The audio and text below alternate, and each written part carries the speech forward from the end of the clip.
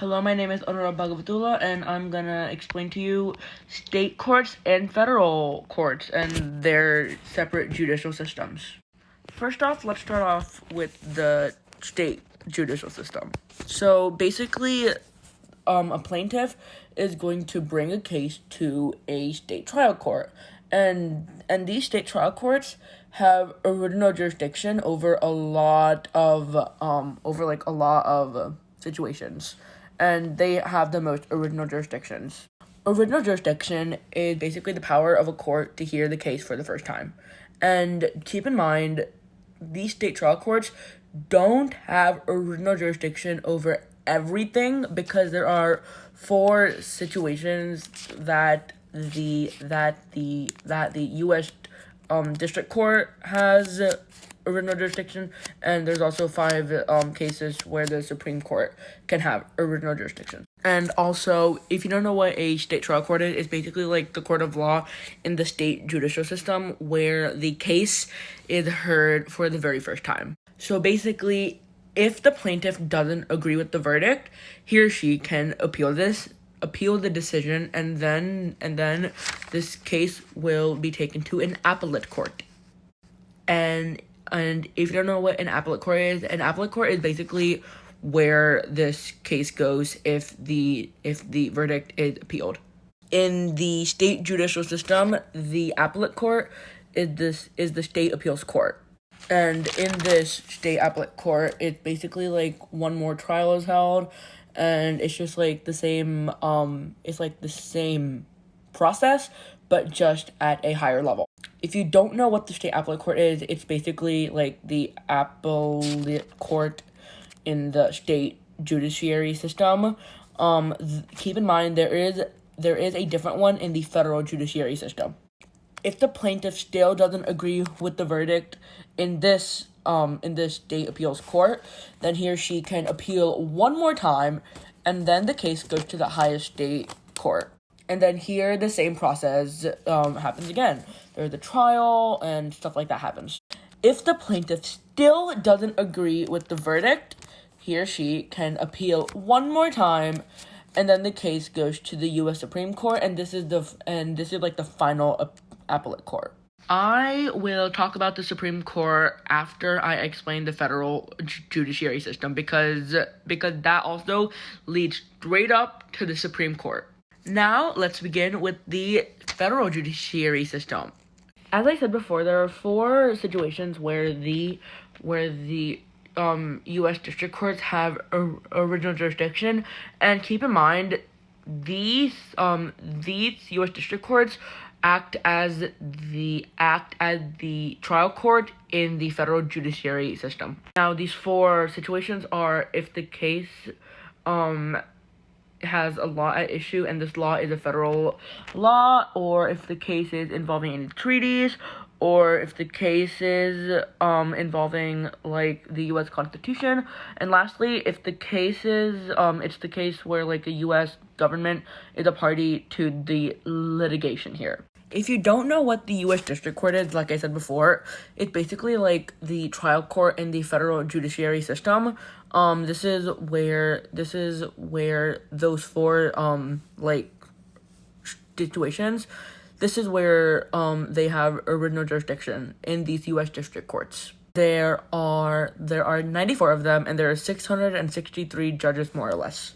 If the plaintiff decides to appeal the verdict, and as I said, appealing is if you don't like the verdict and you want to like take the case further, then this case goes to the U.S. Court of Appeals. If you don't know what the U.S. Court of Appeals is, it's basically like the court that people go to in the federal judiciary system when they decide to appeal.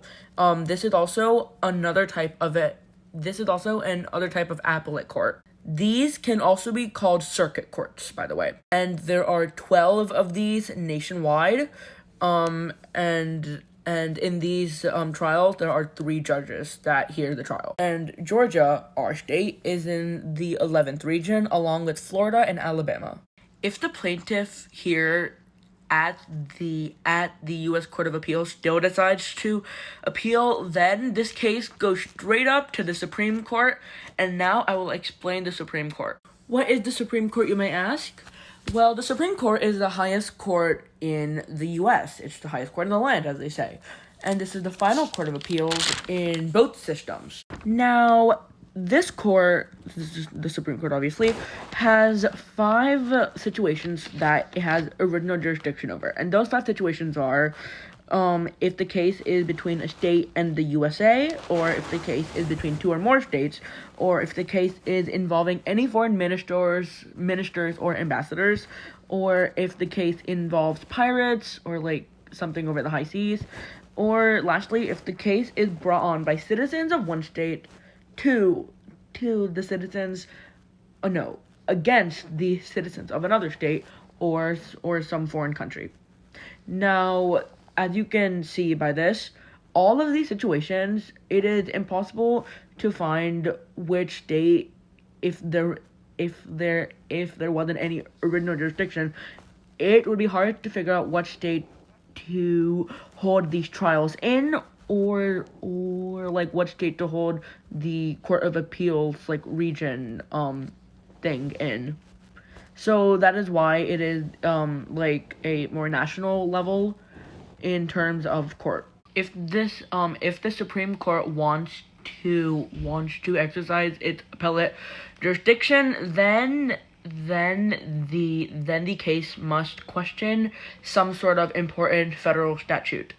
For example, due process or equal protection, and there's a lot more too. I'm now gonna explain what due process is. So basically, due process is basically like that one person is legally required to have fair treatment throughout the entire judicial process. Due process is in the 14th Amendment, as well as equal protection, which I'm gonna explain right now.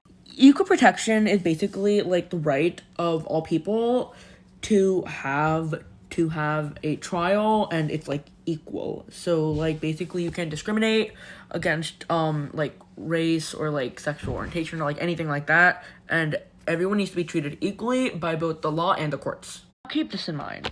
The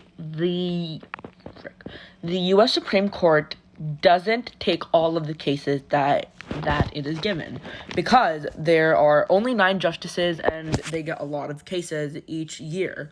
So it's almost impossible for the U.S. Supreme Court to take all the cases. So that's why there are some specific requirements for the cases to like pass in order for the case to be seen by the Supreme Court. I said one word before called appellate jurisdiction. Now this is basically like the court hears an appeal from court with original jurisdiction. So it's basically that term that is used to describe like the jurisdiction of appellate courts, because those courts don't have original jurisdiction. You can't really have like a jurisdiction that's second except for appellate jurisdiction. Okay, now that is the end of my Apple Clips video. I hope you enjoyed this. If you have any questions, I'd advise you guys to ask Mr. Bryson, because once again, I am not an expert on this subject. I am just doing this for a class presentation. Thank you.